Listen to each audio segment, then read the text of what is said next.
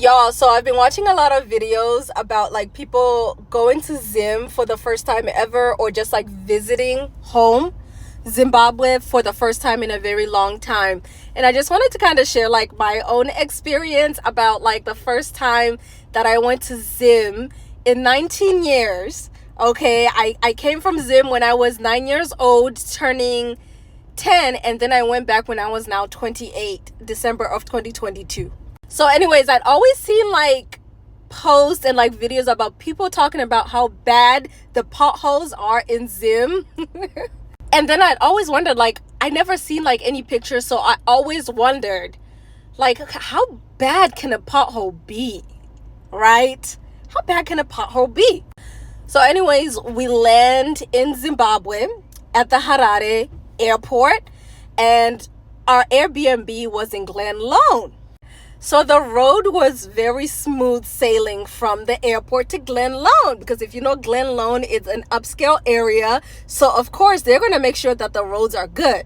But in my mind, the first thing that I noticed was the roads were smooth. I literally thought to myself, I was like, people are always talking about how horrible the potholes are in Zim. These roads are smooth, baby. These roads are better than some of the roads in the United States. These roads are better than 635. Okay, and sometimes Dallas Tollway on a bad day. Anyway, so the next day, this is when the drama starts. This is when I had my rude awakening of Zim and the struggles that are happening in Zim. So the next day was Christmas Day, and then we were gonna go to Wedza for Christmas. So we loaded up our vans and our cars. It was like everyone. It was exciting. Then now we're driving to Wedza. For a bit, everything was fine until we started getting into the high density areas. So I started to notice some potholes. But at the time, it was like, okay, I was warned about some potholes. But how bad can the potholes be? It's not that bad. Up until we started getting to the toll gate, the Chitungiza toll gate.